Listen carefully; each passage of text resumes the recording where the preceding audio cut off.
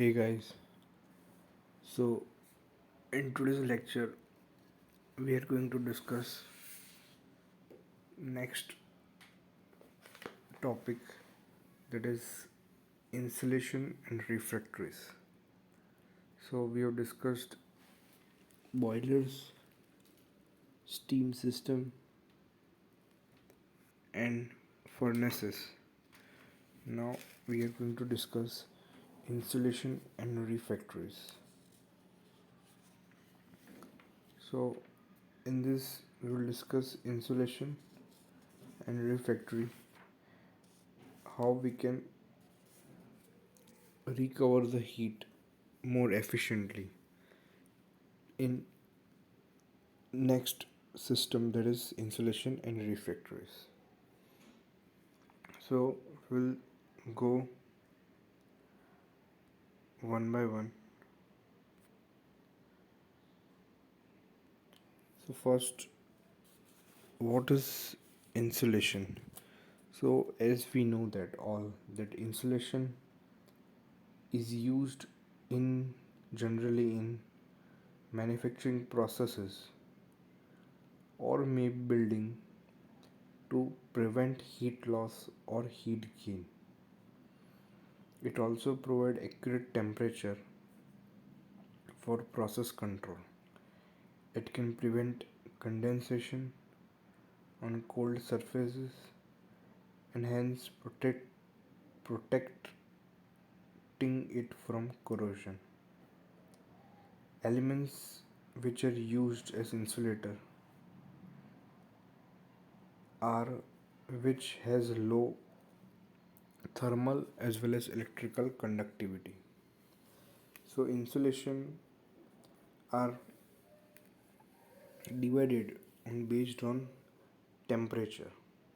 So up to 90 degrees Celsius temperature is called low temperature insulation, and this range covers insulating materials for refrigerators, cold and hot water systems, storage tanks, etc. The most commonly used materials are cork, wood, mineral fibers, and etc. The second is medium temperature insulations, that is up to 90 degrees Celsius to 325 degrees Celsius. Insulators in this range are used in low temperature heating and steam raising equipments, steam lines, fluid ducts, etc. The type of materials used in this range includes asbestos, calcium silicate, and mineral fibers. Then the third is high temperature insulation. It is 325 degrees Celsius and above. So typical use of this such materials are superheated steam system, oven dryer and furnaces, etc. The most extensively used materials in this range are asbestos, calcium silicate, mineral fiber, mica, fire clay, a silica based insulation, and ceramic fibers. So these are the examples where these insulations are used and what type of materials are used for these insulations. Now we will see an economical insulation thickness, means how much thickness you should keep, that is economical and not effective. So if we consider a pipe of radius r1 and thickness t, then what will be the effective economical insulation of thickness? So that depends on various factor, that is cost of fuel, number of hours of operation, heat content of fuel,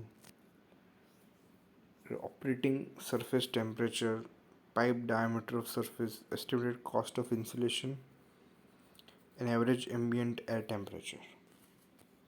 So on this factors it depends, and this is the equivalent thickness of insulation will be R2. That is, as we know that R2 is R1 plus thickness is R2 in into ln R2 by R1. It and that is equivalent thickness. So on these factors the the economical thickness of insulation depends. So when insulation is added, it increases the cost. So it is essential to have an economical thickness of insulation. So an increase in thickness is uneconomical and cannot be covered through small heat savings. So it is necessary to focus on economical thickness of insulation rather than effective or efficient ways of insulation. So next topic is refractories. So what are refractories? So any material can be described as a refractory if it can withstand the action of abrasive or corrosive solids, liquids or gases at a high temperature. So and what is refractory? So which material can withstand the abrasive and corrosiveness of any solid, liquid or gas at high temperature. The various combinations of operating conditions in which refractories are used make it necessary to manufacture a range of refractory materials with different properties. So, which properties are required for refractory? So, we'll discuss first that. So, the properties which are required are first, it should be able to withstand high temperature. Then second, it should able to withstand sudden changes in temperature. Sudden changes in temperature. Then third, it should withstand the action of molten metal slag, glass, hot gases, etc. Molten metal, slag, glass, hot gas, etc. Fourth, ability to withstand load and abrasive forces. So load and forces should be withstand. Then fifth, it should withstand or it should have low coefficient of thermal expansion. It should not expand. Sixth, should not contaminate the material with which it comes in contact. No contamination. So these are the requirements for a refractory material. Then what criteria which on which the refractory is we are going to select. So we need to find the selection criterion. So we'll discuss selection criteria. So the selection of a refractory depends on the application particularly. So further other particulars like type of furnace or heating unit and the prevailing conditions such as gaseous atmosphere, presence of slags, the type of material charge, etc. decides the selection of refractory material. So it is clear that temperature is not only the criterion for selection of refractory. There are many criteria. So as the furnace designer, industry should have a clear idea about service conditions which the refractories used to face. The furnace manufacturers or users have to consider the following these points before selecting a refractory. There is area of application, that where it is going to apply. Then working temperatures, this is important. Extent of abrasion and impact. So at what extent the abrasion can be reduced and what will have its impact. Then structural load of the surface, how much load it has to take. Stresses due to temperature gradient in structures and temperature fluctuation. How the temperature is going to fluctuate, high and low. How much fatigue is going to cause. Chemical compatibility to the furnace environment. So it should be non-reactive to the furnace. Then heat transfer and fuel conservation. So heat, it should conserve the fuel and should not, it should not increase the heat transfer. And the important part is cost considerations. It should be cheap. So it is essential to have an objective evaluation on the basis of these conditions and proper assessments of the desired properties. So in addition to about this all, manufacturers or users also concerned with the conservation of energy, which can be done by either insulation or faster working of furnace. So these are the main objectives for selection of refractories. Now the next topic is the application of refractories. So where are these refractories being used? So based on different refractories, it has different applications. So for refractories, fire clay refractories are used in iron and steel industries. Then non-ferrous metallurgy, then glass industry, then pottery industry and cement industry for fire and clay refractories. Then next, for refractories, high aluminum refractories are used in ceramic cleans, cement cleans, glass tanks, and shaft and blast furnaces. These high aluminum refractories are used. Then the next is silica brick are used in iron and steel melting furnaces. Iron and steel melting furnaces. Then chromite refractories are used where corrosive slags are used. Zirconia refractories are used for glass furnace.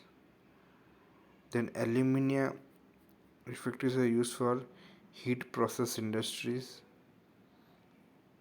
Monolithics are used for industrial furnaces, and insulating materials that are used for ceramic fibers and ceramic bricks. So these are the applications of refractories where these refractories are used.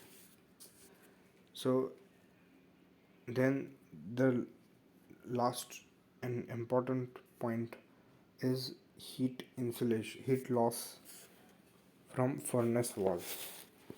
So in furnaces and kilns, heat loss affects the fuel economy.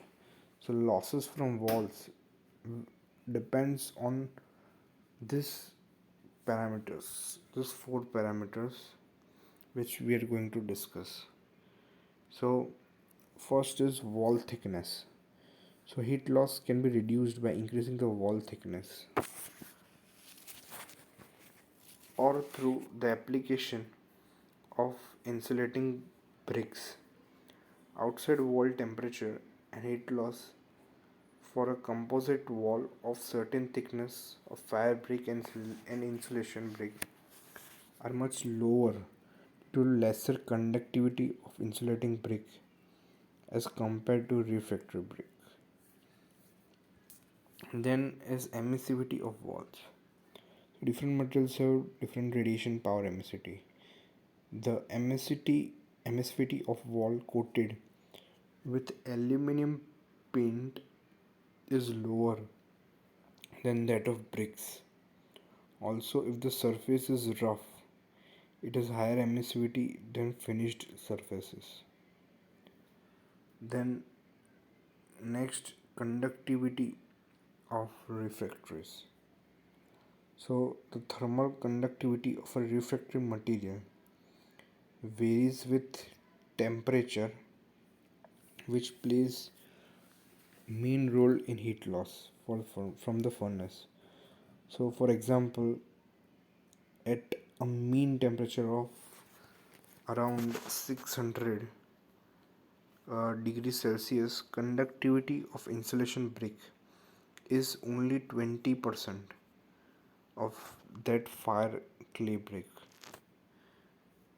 Then the last is operation of furnace, continuous or batch type. So in the case of batch type operation, operating periods alternate with ideal off. During off period, the heat stored in the refractories in the on period is gradually dissipated mainly through radiation convection from the cold phase. In addition, some heat is obstructed by airflow through the furnace. So dissipation of the stored heat is a loss because the heat lost is least in part gain imparted to the refractories during the next period of on. So batch process is very inefficient. So thus expanding fuel to generate the heat. If furnace is operated 24 hours, every third day practically all of the heat stored in the refractories is lost.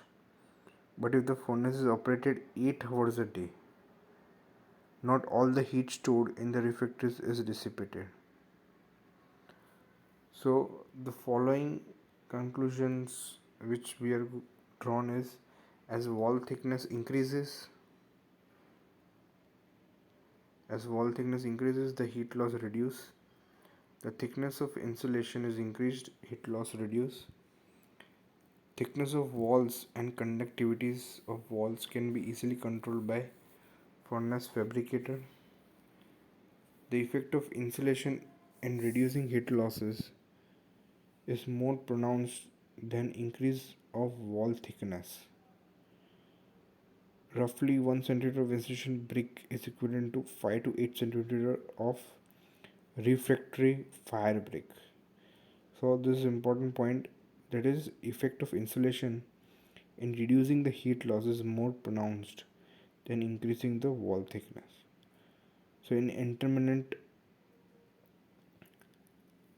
furnaces, thin walls of insulating refractories are preferable. Whereas insulating refractories are more preferable to thick walls of a normal refractories of intermittent operation, since the heat less heat is stored into them. So insulation refractories are more preferred than normal refractories. So this is the conclusion which we have drawn from this insulation in refractories. So this was a short topic, that is insulation and refractories. So we have seen all the applications, heat loss, insulation types, and various refractories in detail. So uh, and also economical thickness of insulation.